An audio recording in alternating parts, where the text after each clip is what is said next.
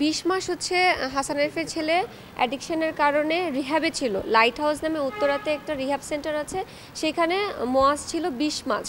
তো এই 20 মাসে আমি হাসান আরিফ আমাকে এই বাসায় রেখেছে, তার নাতিরা যাতে এই বাসা থেকে কোথাও যেতে না পারে। তার নাতি বলে মানে আমি কিন্তু হাইকোর্টের রিটের অর্ডারে এবং ফ্যামিলি কোর্টে মানে 3টা কোর্ট দ্বারা আমার বাচ্চাগুলো আমার কাছে রাষ্ট্র আমাকে আমার কাছে দিয়ে দিয়েছে, কিন্তু আজ পর্যন্ত আমি বাচ্চাগুলো নিয়ে কোথাও মুভ করতে পারি নাই।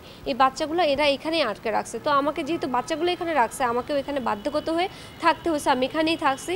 মোয়াজ আসছে এই হলো আমি যখন সুইজারল্যান্ড থেকে ব্যাক করলাম, এই 6-7 মাস ধরে আসছে।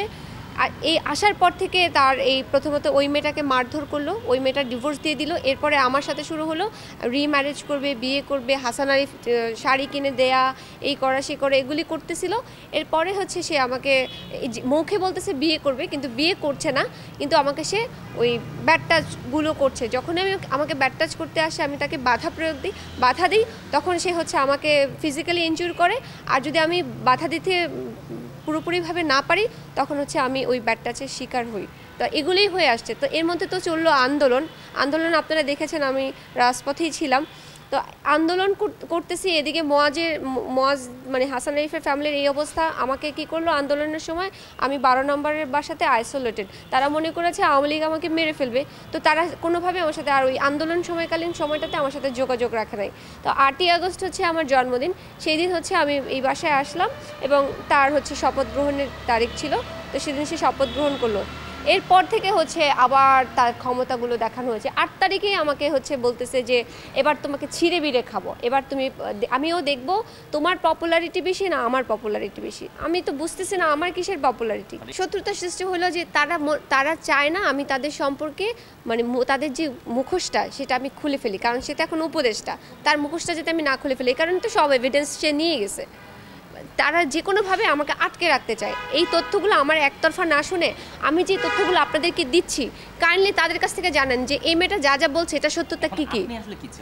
আমি অবশ্যই বিচার চাই। আমি এতদিন বলতে পারি না, স্বৈরাচার শাসক থাকাকালীন আমাকে কেউ সহযোগিতা করে নাই। আমি এই থানায় না হলেও 100 বার আসছি, এই থানার মানুষ আমাকে সহযোগিতা করে না। আমি এখান থেকে লাভ দিতে নিছি, কেউ আমাকে সাহায্য করে না। আমার বাচ্চাটাকে আটকে রাখছে। দেখবেন আমি বছরের পর কত মাস ধরে আমি এই বাসার সামনে বাচ্চাটাকে কোলে নিয়ে কাঁদছি যে আমার বাচ্চাটাকে রিসিভ করো। ওরা বাচ্চাটাকে রিসিভ করে নাই, সেই বাচ্চাটাকে ওরা আটকে রাখছে। যে বাচ্চাটাকে ওরা কারাগারে দিছে, ওই বাচ্চাটা মেয়ে বাচ্চা বলে ওরা নিতে চায় নাই, সেই বাচ্চাটাকে এখন আটকে রেখে আমাকে ব্ল্যাকমেল করতেছে যাতে আমি মামলাটা তুলে নেই।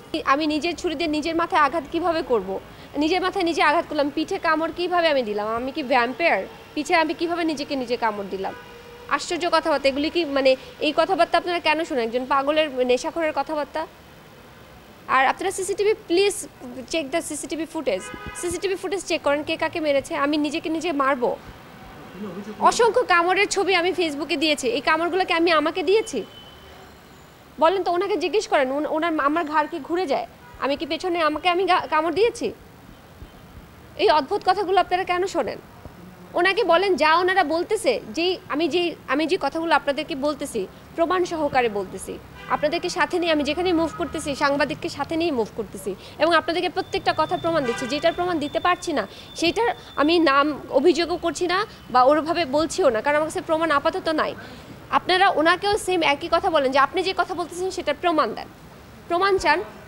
ওনারা তো প্রমাণ দিতে পারছে না, ওনারা খালি আমাকে নিয়ে বানোয়াট কথা বলছে। আপনারা জানেন হাসান আরিফ লয়ার, উনি সারাক্ষণ সত্যিকে মিথ্যা বানায়, মিথ্যাকে সত্যি বানায় লয়ার। এটা ওনার ওয়াইফের কথা। হাসান আরিফের কুকীর্তির মুখোশ যে উন্মোচন করবো, আমার কাছে যে ল্যাপটপগুলো 4টা ল্যাপটপ ছিল আর যে ফোনগুলো ছিল সেগুলোতে আমি দিতে পারতেছি না। এখন এগুলো নিয়ে কথা বলার তো একটা মানে অফেন্সের মধ্যে আমি পড়ে যাব। আমি কিছু ডকুমেন্টস আগে কালেক্ট করি, আমার ওই ফেসবুকটা ওরা ওদের কন্ট্রোলে নিয়ে নিয়েছে।